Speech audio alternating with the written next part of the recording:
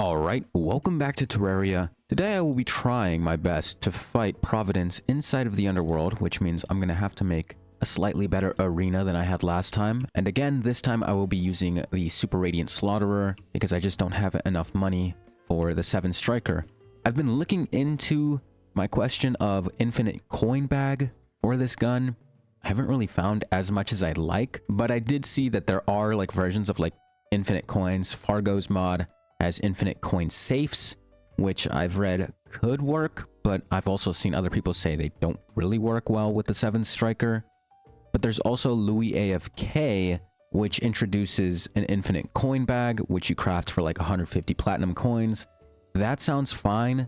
I'm just more so worried about what the rest of the mod has to offer, because if it's like something busted, like quote-unquote quality of life, but it's like just makes the game so much easier. I'm already on the easiest mode of this game. I don't want to really make it any easier, which is another thing I discovered like not too long ago, that I'm playing on probably not the ideal mode or difficulty of this game, and I should have played it on Revengeance mode, or so I've heard. That was my bad, because when I started up this world, I read Revengeance and I assumed like it was like the hard mode. I assumed it was like a super master mode, you know, like something for the only seasoned warriors, but I was wrong. And it seems like Revengeance mode is the mode that you should play as a first timer because it just makes the experience better. I'm not going to say that playing on normal mode for this game has like ruined it for me, but like it is kind of sad to know that I could have played it on a better difficulty. Of course, I think I want to continue playing this mod even when I'm technically like done with it.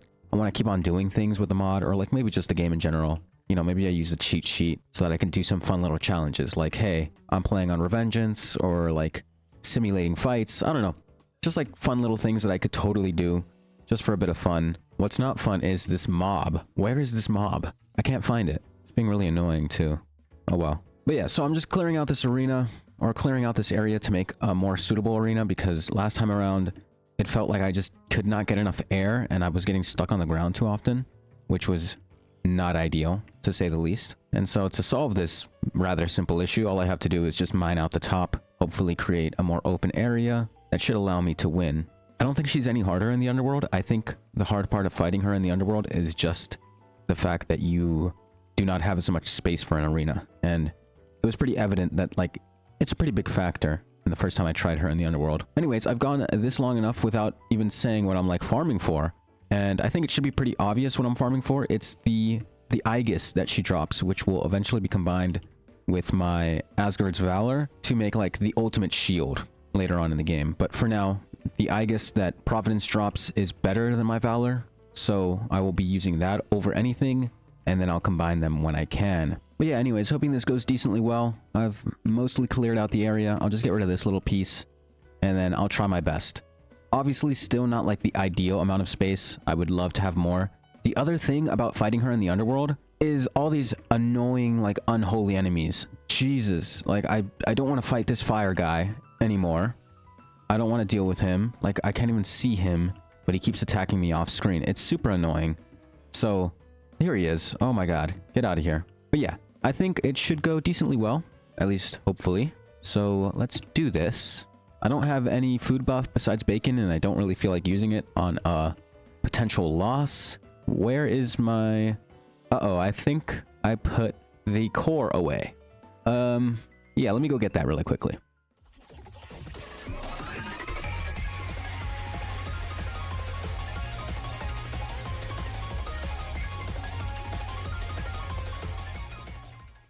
Alright, and I am back after some money making as well. I've got a bit of 7 Striker ammo. I'm not going to rely on it too much.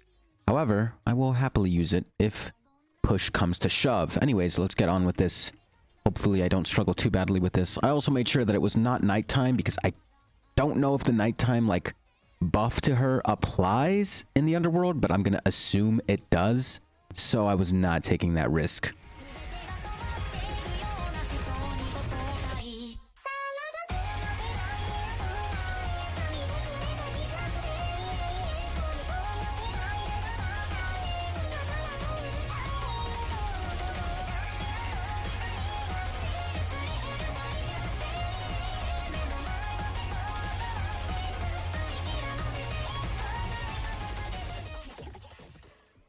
And there we have it. Providence defeated in the underworld. Yes, that is so much worse than fighting her in the overworld.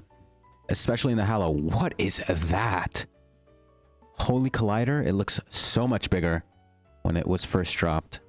I've also got like presents and stuff. I think this is like because it is Christmas time in real life. So you get like presents and all the hearts are candy canes instead. So yeah, I also did do a frost moon off camera because it was nighttime and I decided, you know what, I might as well. And I think in the morning it said like Christmas cheer is here. So that's also probably why. Anyways, it looks like... Okay, the Aegis did drop. Thank goodness, because I really did not want to fight her again in the underworld. In the Hallow, it's not so bad. There's plenty of space to work with. But down here, I really do not like fighting her. But that's that done.